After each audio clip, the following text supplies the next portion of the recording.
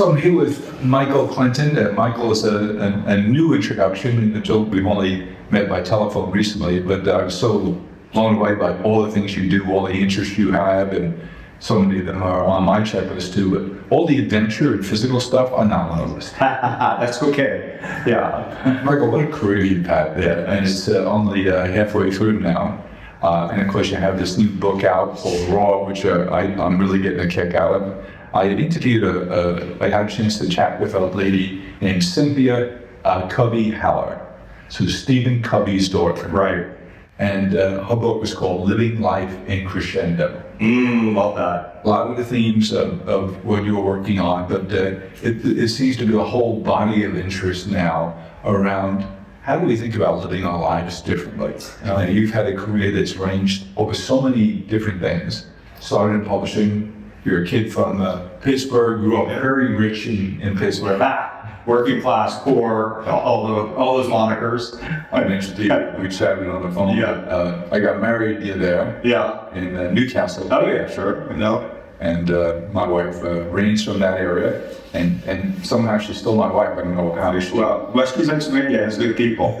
That's why they stick to it. They do. And went to school there at the University of Pittsburgh.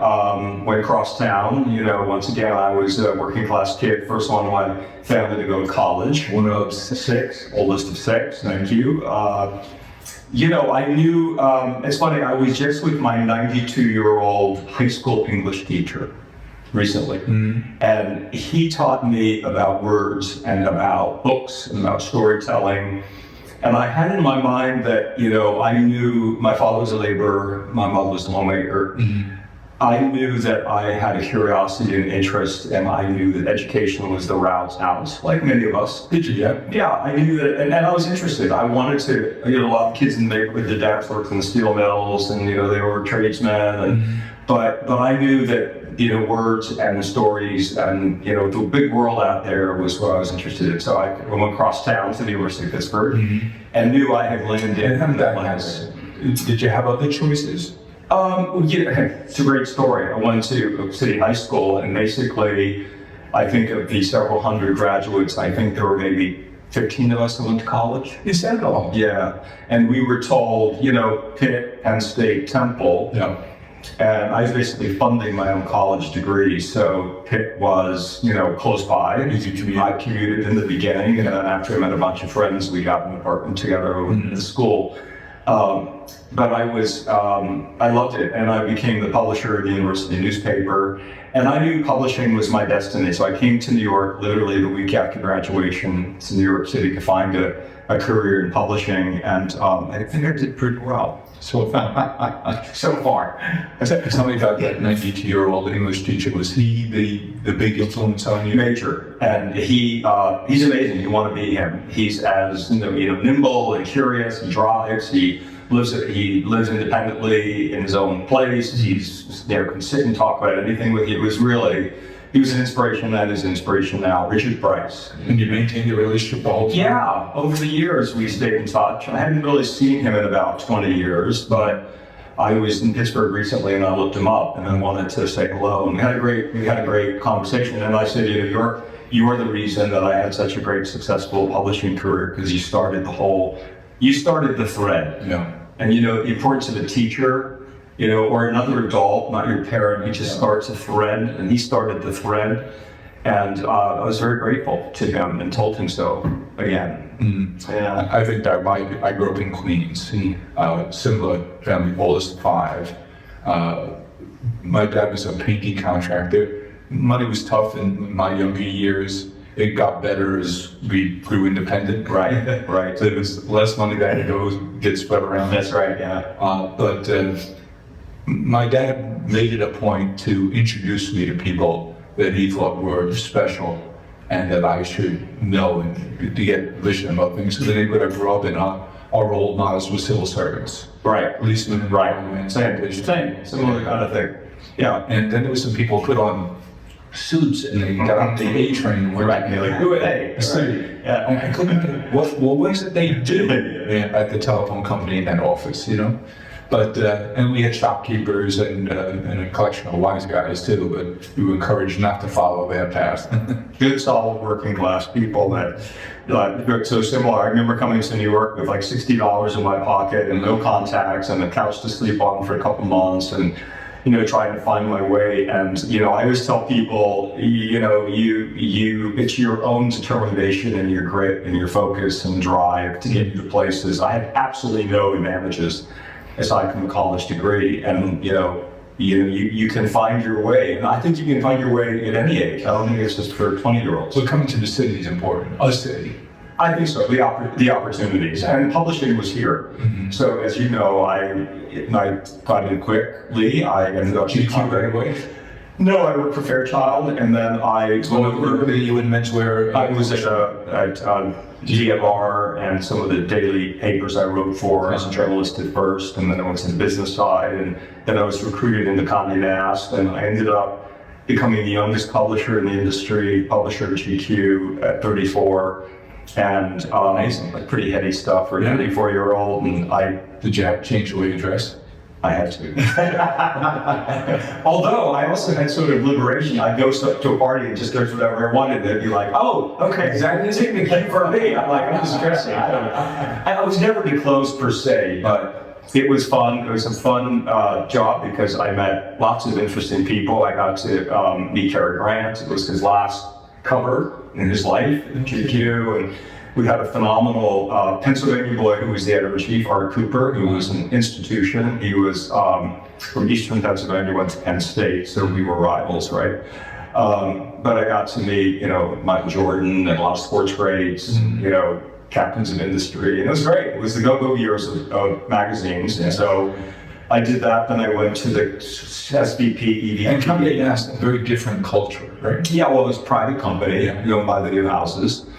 And I was there about 13 years. And then I was recruited over to Hearst by Kathy Black, who you might know. I think you'd know Kathy. And she had just gone to Hearst.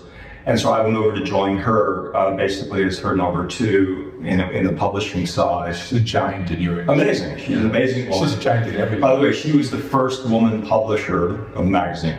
New York Magazine. First woman publisher of USA Today. That's right. Yeah, so she had amazing woman. I just saw her too recently. I stayed in touch with all my mentors, which I think is really important to life, to thank the people who helped get you there, and then also to mentor people to help get them there.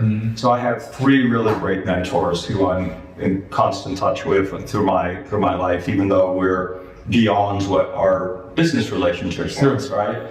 Just enjoy the relationship. Yeah, and Kathy, we did a lot of things together. We launched Oprah Magazine, which was the brainchild. Huge hit, right? Yeah, huge hit. It was the most successful magazine launch in history. And it was the brainchild of Ella Levine, who you might know, who was our editorial director. She was an amazing woman, no longer with us, but she and Kathy took the original concept to Oprah back in, I'm going to say around 2000 it was, almost 2000. And Ellen has a great line that Oprah repeats often, that Oprah would say, well, why should they do a magazine? Now, remember, this is the year 2000, pre-digital. And Ellen said, because you love the written word. And that was it. Because Oprah loves the written word, obviously. And so we launched in 2001. It was a huge hit right out of the gate. Very profitable. Does that beget the thinking around the Oprah Oxygen Network? No, it was really separate. It was a separate thing, but because you're going to go down the media path. Yeah, keep checking the boxes. Yeah, well, Oprah had her own network at the time, but we only did the magazine. But it was a wonderful and continues. We continue to have a relationship with Oprah, with OprahDaily.com, and the magazine is still published, but not as frequent. But Kathy, we went on to buy Miranda and other magazines, and then ultimately we bought Hachette, the big magazine publishing company. We bought Rodale, Runner's World, Men's Health. So you bought that Runner's World, Men's Health. When did your physicality, your interest in health and physicality, is that something you grew up being very active physically? Probably. Coming from Pittsburgh, a big city high school, 250 pounds, 6'2", steel mill workers' sons. I knew I kind of wasn't going to make it as a football player in a meaningful way. So I kind of went the other way. I did, I was a swimmer. I ran on the cross country team. I sort of went the other way. Pick your spots. Yeah, pick your spots and, pick where you can excel. So I was always into well-being, sports, fitness, as a participant. Yeah. And through my whole life, whether it's been, cycling or hiking or, as you know, I just did a 9-day hike to the Everest base camp and ran a marathon down. 7 marathons on 7 marathons in 7 continents, thank you. I celebrated 60 by running a marathon in Antarctica. Did you? Pretty awesome. I always say to you, go celebrate the big birthdays. Yes. When I was 40, a group of us went and climbed Kilimanjaro in Africa. Yeah. When I was 50, I went to Antarctica to pick up my 7th continent, and then I went back at 60. But I think, if we have the good fortune to live long, healthy lives, and we take care of ourselves, we should celebrate that. Mm-hmm. We should also be pro-age. This is also part of the book. Yes. And we should, be able to stretch ourselves and do the things that we thought we couldn't do as we live longer. But when you're 50, 60, 70, 80, you can do a lot of things. Yes. You just have to get your head out of your self-imposed ageism. So in high school, then college, heavy concentration on written word, literature, English, economics and political science for a graduate. So that rounded out your thinking a great deal. Yeah. Now, when you first got into writing, do you think in terms of this is something I'd like to write about while you're doing it or anticipating doing it? You're also a photographer. Do you think when you're looking, is a lens in your eyes looking at things differently, saying this is something that might be in the next book if there is one? Yeah. That's a great question. That's a shot there. Do you think? Yeah. Prospecting? Yeah, great question. First of all, I think that everybody has a creative gene in them. I do. I really think that, by the way, there's a great quote from Picasso that says every child is an artist in some form. Mm-hmm. But as we live longer, as we become adults, we lose that in us. And so whether you're interested with music or dance or painting or writing, I kind of knew early on I had the gene. I was interested in curiosity led me there. Yeah. So always been curious. Always been curious. I think I don't know. My father's a curious man, so I think I probably got it from him. But when I went to... Didn't want to do a lot of travel when he was a homebody. Pretty much, yeah. He still is in 91. I got to pull his arm to come to New York. He lives an hour and a half away now. Mm-hmm. But in any event, when I went to the publishing side, I really left the journalism side, so I wasn't writing as much. Mm-hmm. And then later, I reclaimed that skill set and wrote a couple of books before this, and reignited. I write I have painted more photography books, but I write for Esquire now, and I write for Men's Health, and I write about the topics that I love. So I've written a lot of travel stories for the New York Times and for Town and Country, but now I write about the new longevity, because that is, to me, the big social movement, the big zeitgeist that we're on that's going to affect so many of us, and our children and our grandchildren and our culture and the society and policy. I mean, it's a huge phenomenon that is happening globally. So I agree with you, and I've just gotten the bug to learn more. I've been reading a lot, watching a lot of video of people about our own chemistry, cancer in particular, causation, treatment. Is it a genetic disease? Is it a metabolic disease? So I'm getting very curious, and it's an area here at Worth Media Group that we're going to put a lot of focus on: health, wellness, and longevity. Perfect. And I think there's going to be an enormous amount. Enormous. The boomers were going to cause it. Right? Well, it's so funny you bring this up, Jim, because what I say is the boomers, of which I'm one, and you're one. Yes. We were really the original activists. If you think about social change. Just because of the number of us, sheer number of the generations. Sheer number, but we marched against Vietnam. We supported women's rights and civil rights. We launched Earth Day. Yes. We did a lot. And now the boomers' social action is around aging and how we're going to recast what it means. And we were also the fitness generation, so we're bringing that behavior into our life. Did you grandparents?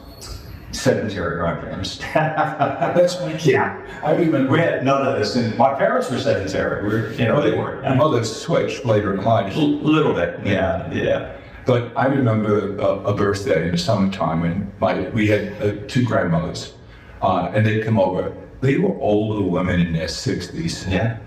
And when did it start? You would know because you had your phone on the pulse set. Yeah. When did we start to see ads in magazines of people in their 60s and 70s in jogging gear or on bicycles? Well, what happened is Only in the last 20 years. less. Yeah. Less, because what happened is the boomers who embrace fitness as a lifestyle and are now taking this well into their 50 plus years. So you see, you may know the Alan Patrickov, He was here a few weeks ago. Alan's a great friend. He's my poster child for all things war. He was in the New York City Marathon, the oldest one at 88. Yeah. 88.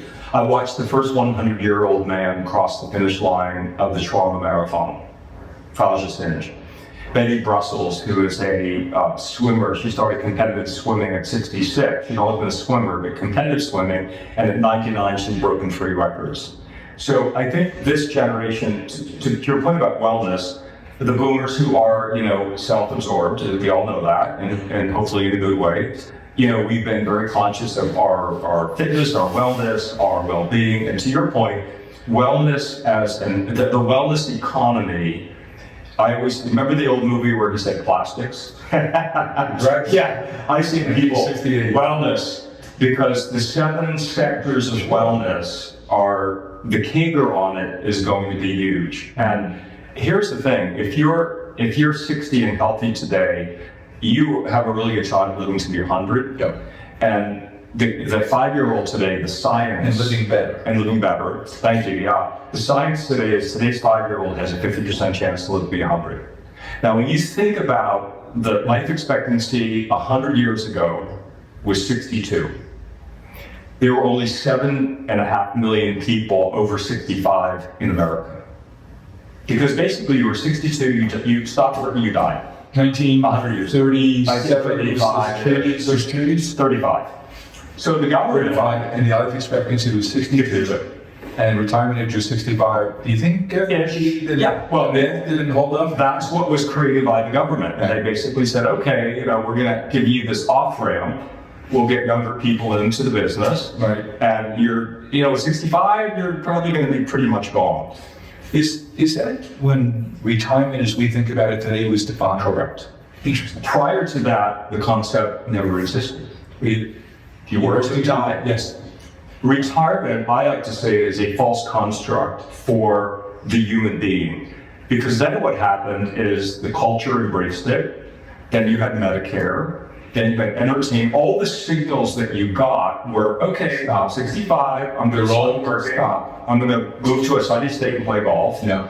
Well, today, there are almost 60 million people over 65. Wow.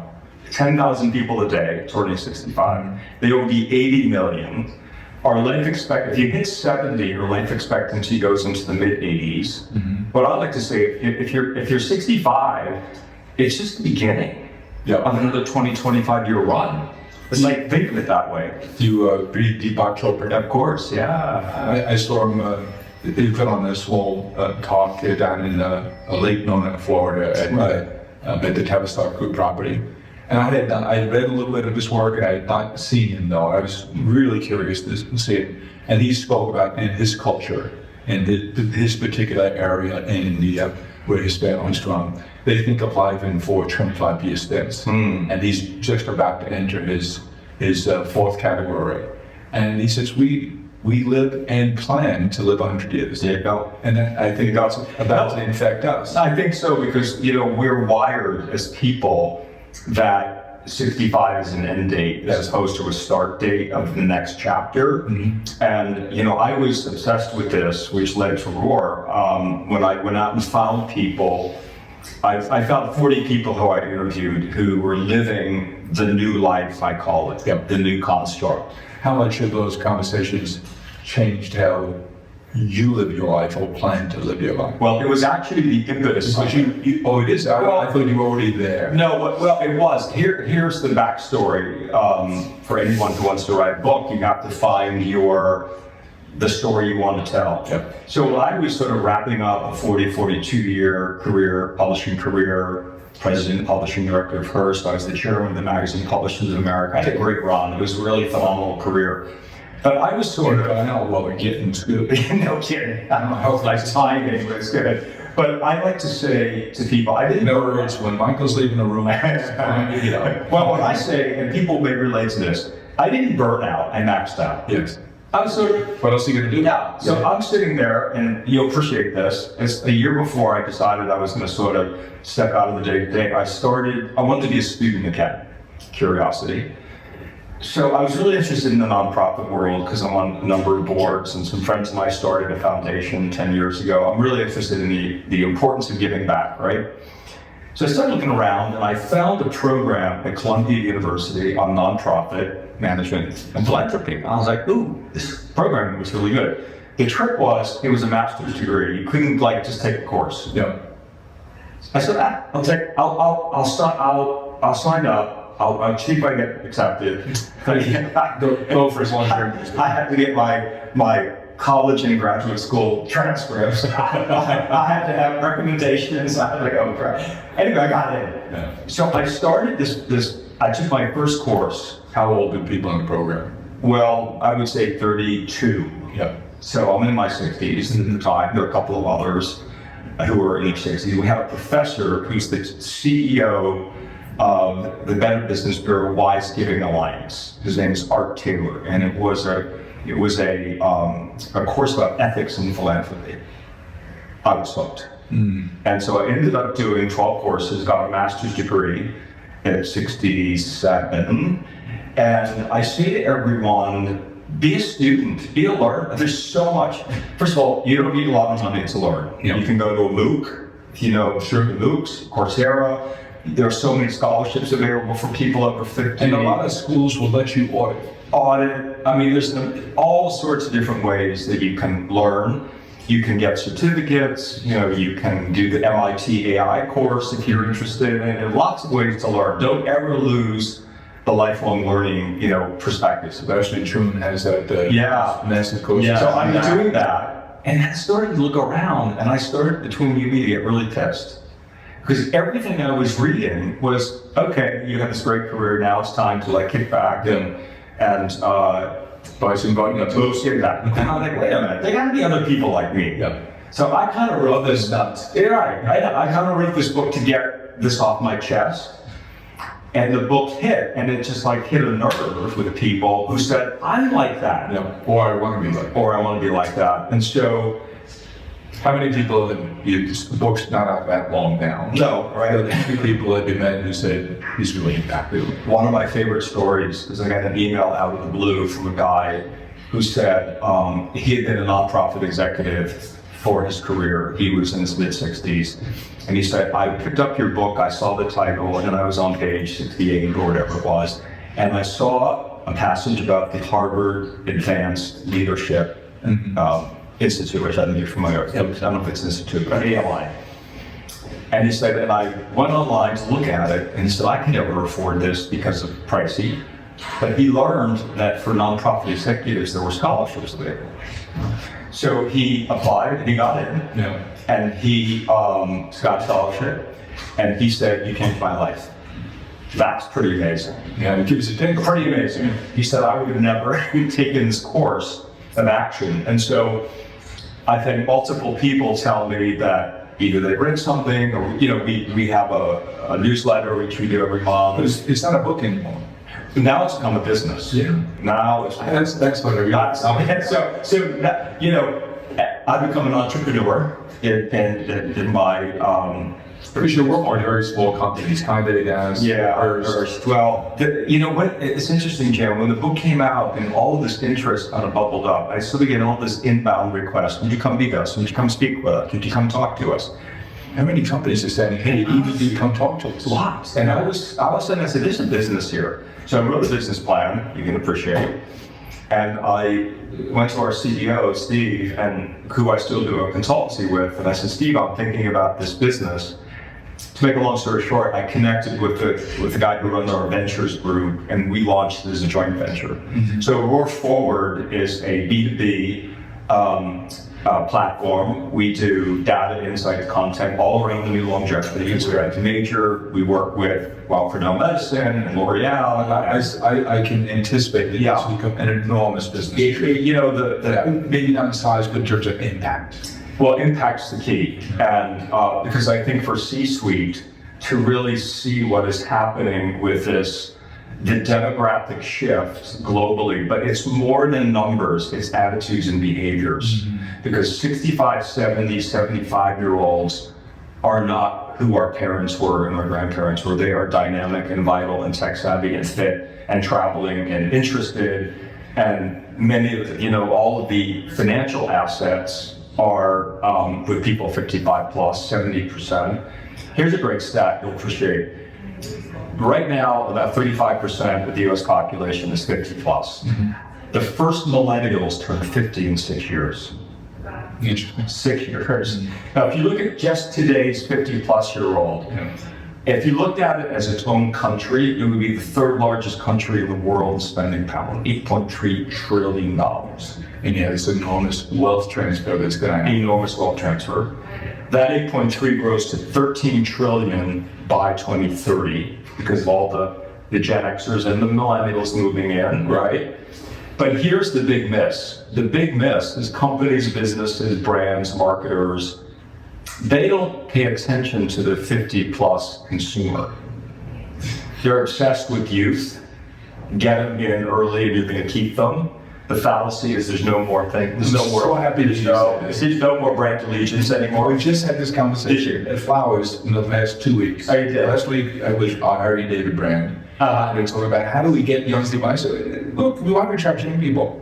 But the buying power, the people who have the need to express themselves from a relationship point of view, are all thoughts like me. Absolutely. We have kids, we have grandkids, we have the spending power. Absolutely. So don't ignore us. Well, this is the thing.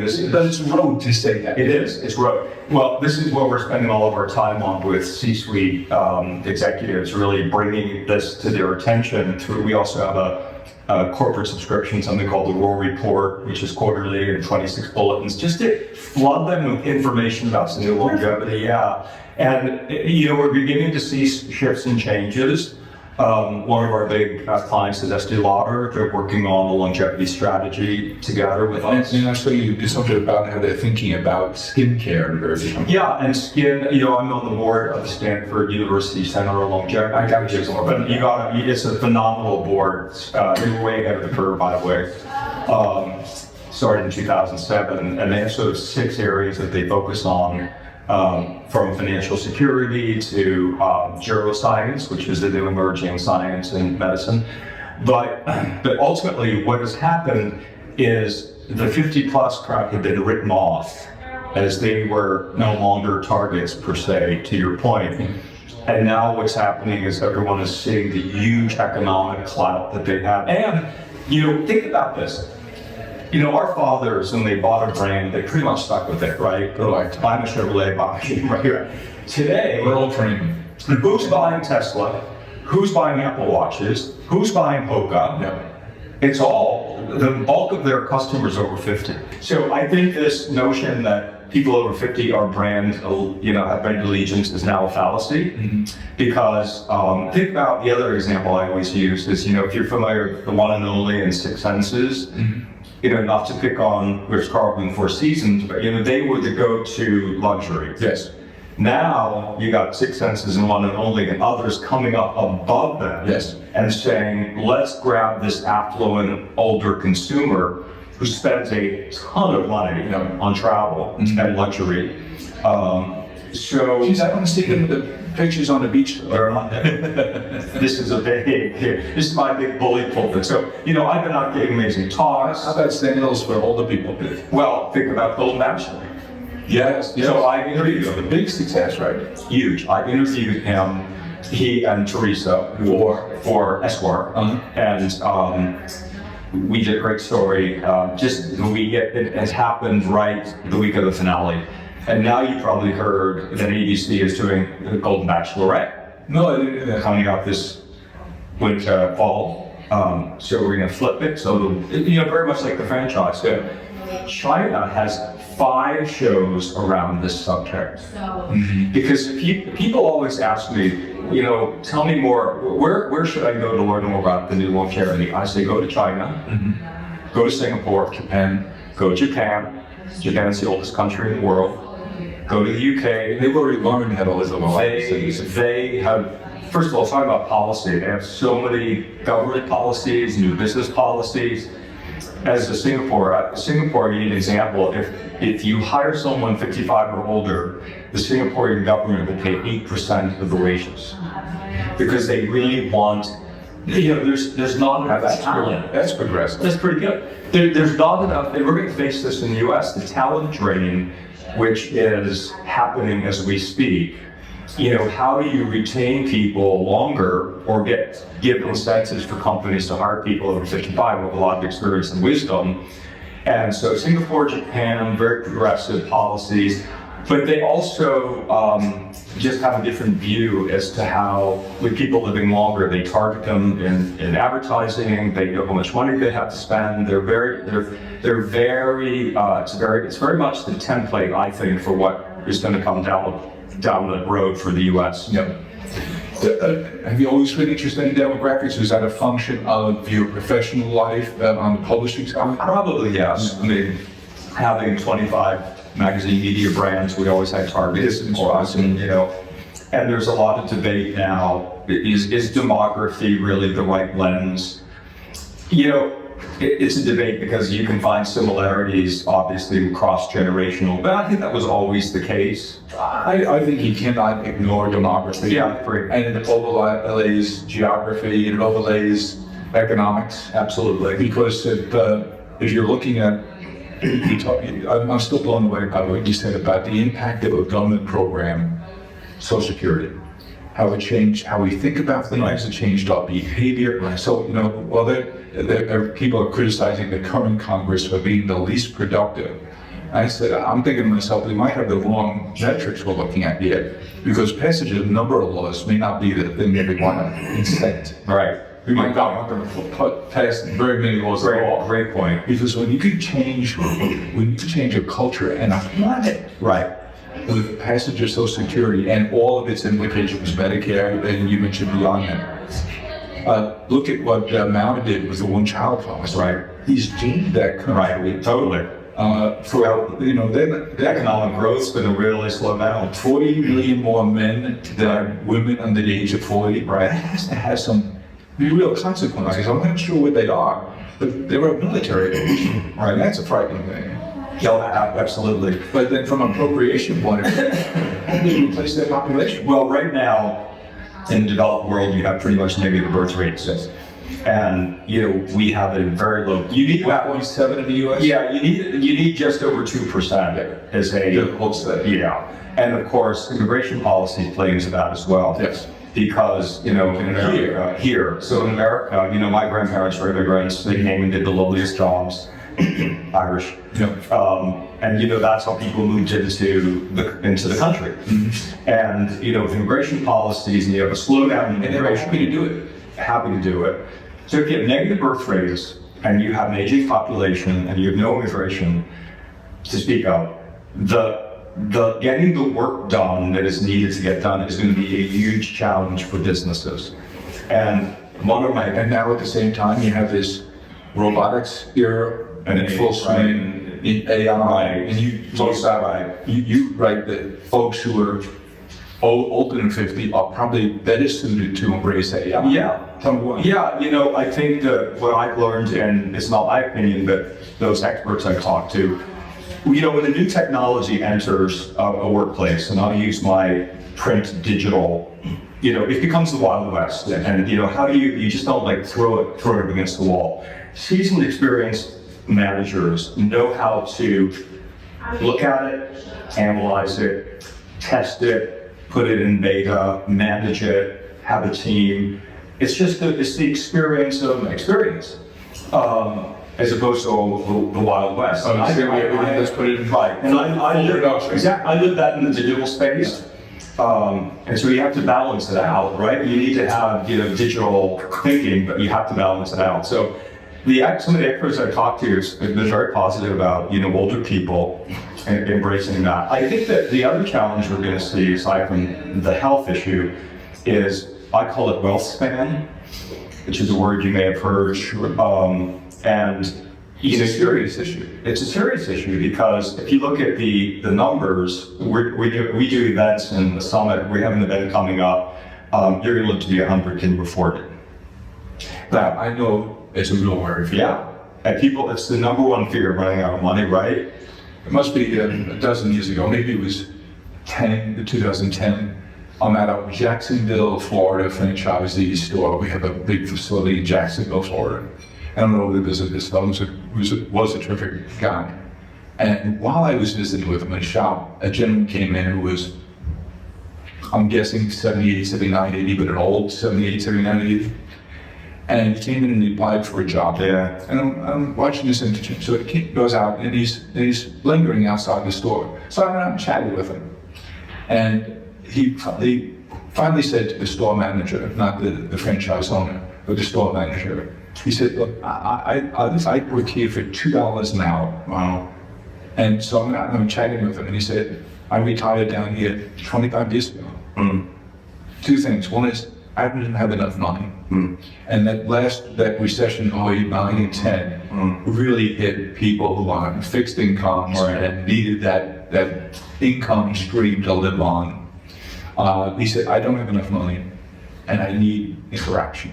Yeah. He says, out of my mind, I get it. He started working in that store. He worked there for quite a few years, and of course they didn't pay him $2 an hour. Yeah, right. But he became a terrific asset for that team.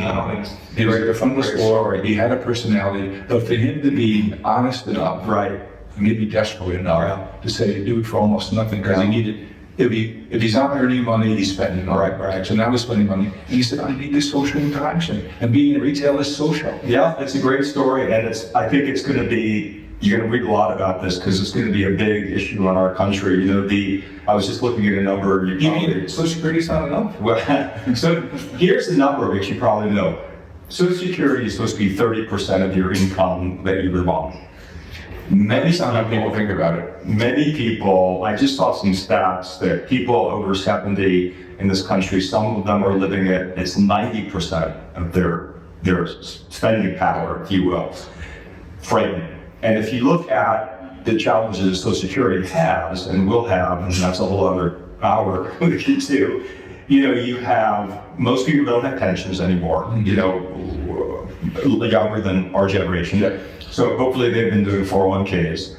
And, they step back and they haven't done it. Right, exactly. They step back in their early 60s and they say, okay, what's my Social Security payment going to be? And what's my 401k look like?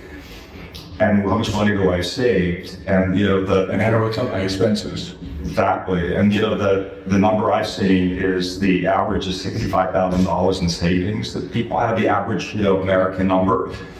We're bifurcated as a country. To your point, we have that $84 trillion of assets that will shift in the next 20 years. That's Not everybody. It's the top 20. Exactly. Not everybody's going to get that, right?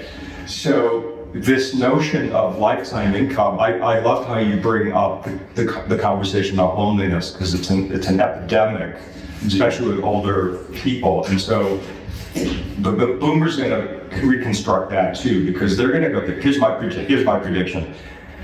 You remember in the 70s where people lived on communes? Sure. I predict that the boomers are going to recreate the commune for the 21st century. It doesn't mean it's going to be granola and your exactly. It's going to be that you want to live with your family and friends in a community where you're supporting each other and you have a shared sense of community. And it's really, just another version, and it's going to help. And it's already happening with intergenerational communities and villages. And I think, this is a personal opinion, I don't like the idea of adult communities because it ghettoizes people so that all you're doing at 75 is sitting around talking about your health and your problems. You have a 5-minute rule on health talk. Yeah, right. Right. I mean, I want to talk to 40-year-olds and 30-year-olds and 90-year-olds. I want to do it in an intergenerational community, and I think the modern day commune can create that. My mom lived in a nursing home for the last 2-3 years of her life, which is a horrible experience, as I'm sure you may know. So the boomers are creating this new notion of, we call it aging in place. Yes. And with technology and medicine and wearables and biohacking, Yes. we as a generation will be able to end nutrition. We will age at home because we'll have a lot of the Support. Yeah, it's going to evolve, and the boomers will drive that again, I'm sure. And so, I'm anti-segregation. yeah, no, me I too. talked to a terrific fellow yesterday. I'm going to say, he was in Orlando. I actually spoke to 2 over the last several days who I met at a conference down there at Lake Nona. And both of them are doing similar kind of work that very different. The fellow I spoke to yesterday is building a village. He wants to bring 500 autistic adults. Wow. So 21 and older, because they each have nothing to do. He wants to create a for-profit business opportunity for them, and he wants to populate the community not just with those 500 people, but he wants them to be 5,000 people faster. And he went on with this, I can't wait to ask him this. Yeah. He's so thoughtful about helping people with disabilities. And we have an idea here. We have a not-for-profit called Smile Farms, where we create work opportunities for people who have disabilities, primarily developmental disabilities. Right. And we started out primarily in agriculture. Now we're moving into hospitality. And agriculture was growing plants and food stuff and greenhouses and some outdoor farming. But there was a hospital on Eastern Long Island and on this beautiful piece of land. And I said, geez, we'd love to build greenhouses on it. And he said, well, you can't be too expensive, because at any time we could say, okay, we're going to use that land now. We want to build a senior community there, but we don't have the capital now. We're going to be doing it in the future. But you have to lease you the land, but understand you can't have a lot of capital at risk there, because at any time we can come take it back. I said, well, maybe we'll wait till you build a community and make our greenhouse facility a part of your community. So he loved the idea. I don't know if we'll ever get to the out. But I said, now your seniors will have a greenhouse that's producing flowers and plants and food stuffs, and it'll be set up by people with disabilities, and they might want to work there too. They certainly want to come and buy it, and they might want to interact with our fantastic too. I just like the idea of a group with one need helping a group with another need. I love that idea. And the other thing I would argue is, you know how you have mixed housing where you have certain amount of development, you have a certain amount of housing that's allocated for people who have limited incomes, and you kind of mix it. You know, I would argue that they should carve out some housing for people that are under 40 as well. Throw in some younger families, because you know, it's intergenerational. Make it intergenerational. That movie set in Pittsburgh, Otto, Town. Otto? Was it called Otto? A Man Called Otto. Oh, I remember the name. I don't remember the movie. It was such a long story. Yeah. Tom Hanks, I think. Oh, yeah. And he loses his wife, and he sort of becomes a bitter old man. That's right. And then this young, I think it was an Hispanic family, moves in across from them, and is resisting it all, and he's planning his death. His suicide, and all of a sudden he has relationships. And he has meaning. It was a beautiful movie. It's, you know, we tend to. Even though it was in Pittsburgh. Even though it was in Pittsburgh. We took, but not a bad time these days. Growing up in a steel town, you know, but it's jump for sharp, as they say. You know, it's such an interesting topic, because, you know, we tend to build our relationships, and then we go through the pipeline of life with the same relationships, right? You know, you have a family and stuff. It's narrowing. It's narrowing. And the other thing is, we talk about this in the book. Did you read the book? I did. Sorry, there's so many interesting things. I forgot there's a book. Please buy my book. Exactly. You know, this whole notion that there are, as we get into midlife, there are relationships that we've had that may not work any longer, may be toxic to us. It's part of your Right, that's right. Reassess relationships. And by the way, that might include family too. But, you know, we all get broken off the other. You know, just move away. you got to find as you change course in the second half to do the kinds of things that we talk about in the book. You have to find your support team, and you have to find the people. You have to be deliberate about it. You do a lot of intention on it, and that college roommate from 30 years ago who was miserable and angry and toxic and unhappy. Is that a relationship you should really continue? It's a tough choice, but We only have so much time. exactly. And if you step back, you have to look at where's the productive, dynamic, important relationships. What is the toxicity? Yeah, and and I'm in the editing business, so I say edit it out. That's the word we use. But yeah, reassessing and finding new people. I'll give you a great example. So I had a new doctor a number of years ago. And I get connected to this doctor, and we're sitting there, we're chatting, and he's, I'm at the time, let's call it 55, and he's maybe 45. Mm-hmm. And we start talking about running, and we're both marathon runners. I'm you're a marathon runner. My hence, obviously find out he's a working class kid from Long Island who went to med school, and so we find a lot of contacts. We decided, let's go for a run. To go for a run, and we've ended up becoming amazing friends. We did this trip to Everest together with some other folks. We've run a lot of races together. Our families know each other. Everybody, gets together. But you can find new people in your 50s, 60s, 70s who can become a part of your life, who have shared interests and shared, ideas and all the kinds of things. So the way you live your life, Michael, is the advice we have gleaned from our experts in our community at Celebrations Pulse here at the chat, is when you come, and it relates to loneliness, and when you come across someone who says, okay, you don't have a very big network of people, what do you do? Well, you get doing anything. You don't have a chance to impress people. Right. You're not in the running club. Right. You don't have to be a runner, but Right. Or walking. Find your posse. Exactly. Find your posse. But you have to go out. Right. You have to volunteer. Absolutely. There are so many options. Pick your interest. We did a course which I just finished. It's called Life Layering, which is in the book, and it's this idea that in the first half of your life, you're kind of consumed with what I call the 3 Ps. Yeah, this is where you're so good. There you go. It's how you structure your thinking. Well, it makes it so editorially correct. Thank you. Also, I didn't want this to be like homework. Like, I want this to be informative and not something you sit down and read cover to cover and then you don't. Correct. You keep coming back. Thank you. But the 3 Ps are, your partner, your parenting, and your profession. Mm-hmm. Your first half of your life, let's call it, until your mid-40s to 50, you're really obsessed with those 3 Ps, right? You're trying to grow a profession, if you have kids, you're raising the kids, etc. All that diminishes, because kids grow up and go away. They come and visit hopefully every now and then. If you're paying them. Right, there you go. Professions kind of, sunset a little bit, right? You reach the peak. Partners hopefully stick around. But our life layering is, who are you now when you take those 3 Ps away? You'll always have them, and they're important. But who are They're they? foundational. Yeah. You build on that. What is your personas now? Yeah. Who are you now?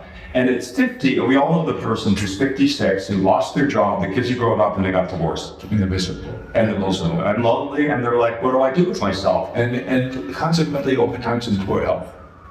As a result. Yeah. And so then you step back and you say, you're going to live another 30 years. You can reboot. You can reboot in work, in relationships, and you can reboot. You just have to step out of your own mindset.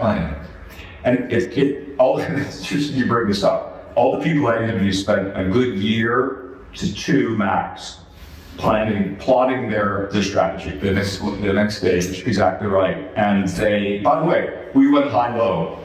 We talked to working class people and we talked to fancy people. Yeah. We went high-low with our interviews, and we've now collected over 100 stories of these reimagineers, we call them, and many of them are on our website, and they're inspirational stories about how we had one guy who was a white-collar professional who, you'll love this, he tired of the rat race in the city. He and his family decided they would move to a rural place in upstate New York. Mm-hmm. And at 60, he became a Culligan man. Now, that's only the first part of the story, as I heard his story. So he became a Culligan man, and then because he was a sales executive, he ended up becoming the manager of the Culligan men, which was not his plan, meet these Culligan people. But then he's become known in his community as a water conservationist, because he has said to people, you're wasting water, and you got to do this, and you got to do that, and then P.S., they have him on the local radio station talking about water conservation, and he had this entire new life around water conservation, but he started as a Culligan man. It's terrific. That's a great story. I love that story. And so that's, anybody can become a Culligan man, I mean, so to speak. You know what I mean? You don't have to go What was the author's name? George Clinton? Yes. Remember, he would go do different. Oh, yeah. And write about that. And read books. Yeah, Tried to become football. That's right. I remember being intrigued by him as a young person. Yeah, no. He had to go and do, he'd work in a store, and he'd work in a plant, and just explore new things. Do it. You can do it at that. One more quick story. I met a woman who I was sitting next to at dinner, and I said, look, tell me about you. And she'd been in the marketing world her whole career. She had one child divorce, long divorce, and basically single mother. And at 67, she decided that she wanted to get into the wellness space. And she ended up going to school to get this certificate around mindfulness and well-being, etc. There was a program in Berkeley. She was living in San Francisco. And she finished that, and she kind of moved into the wellness space. And I said, well, what are you doing now? She said, I'm the chief wellness officer at the Mount Sinai Surgeons Group. It's like, wow, tell me about that. She said, yeah, I got the job a year ago when I was 70.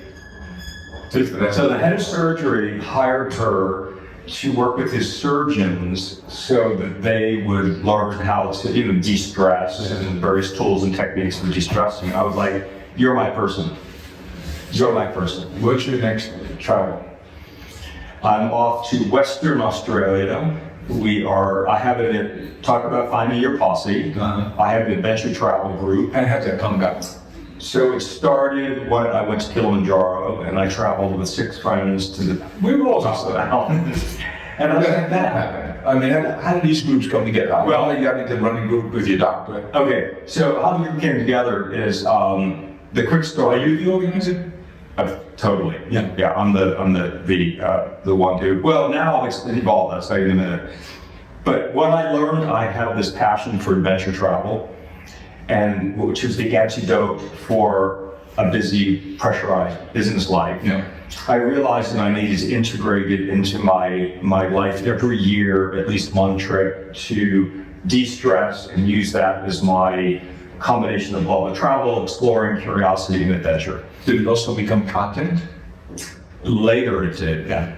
I ended up writing stories. And you did. I wrote books. Yeah. I wrote a book called The Globetrotter Diaries, and so forth. So it sort of organically started, developing, and then we were off to Bhutan, and then we went to Patagonia, and then we went to Madagascar, and then we went hiking and pick a place. And are these relationships that you have only during that travel period, or these? No, they're friends that but we have frequent contact. We pick a place now a year in advance. Yeah. No kids, just adults. Yeah.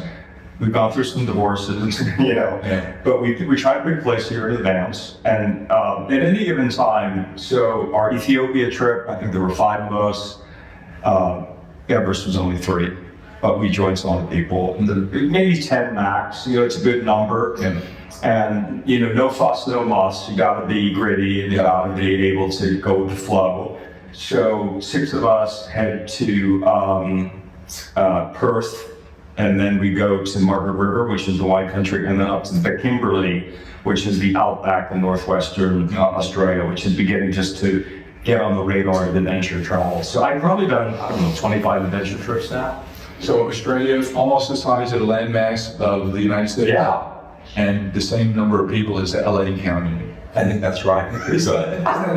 Yeah, it's amazing. So that's the next one, but we're always got, something cooking for the next. So to answer your question, we now have a list, and everybody throws it into the list. And then we look at the list and we say, okay, what do you think we should do? But I think the point is, and these are relationships that maintain during the year, but the point is you find your people, and we can get together and talk for 3.5 hours. If somebody wasn't in this group, they'd be bored. They're like, I gotta go. And, but we just talk away and reminisce and show, so it's a great way to focus on your passion that you love and find a group of people who share the passions.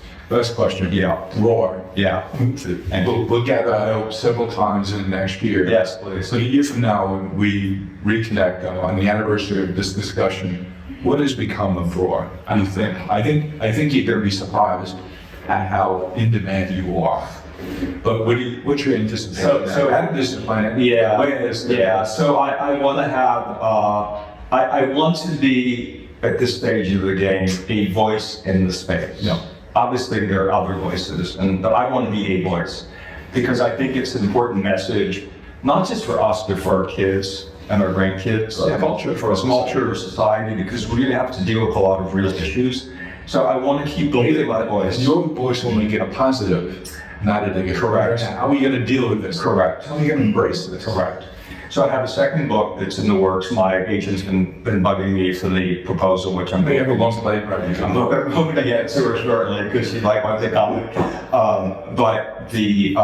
So I like to be a voice. Our company is really a content company. We produce content around the topic. This is the cherry. This is the cherry. I mean, it wasn't the grand plan. I was like, I'm going to write a book, get off my chest, move on. But I sparked something that I didn't realize I was sparking, really with people, less so with business, really with people who were like, that's me, I want to be that, I see it. And so it's a movement, a movement. I think that's exactly what you sparked here. Not the only spark, but right. Spark that I think we'll be turning to you and the team you're building now to help us think about this and make it a positive. No, let's go positive. Great, that's a pleasure. Oh, a treat.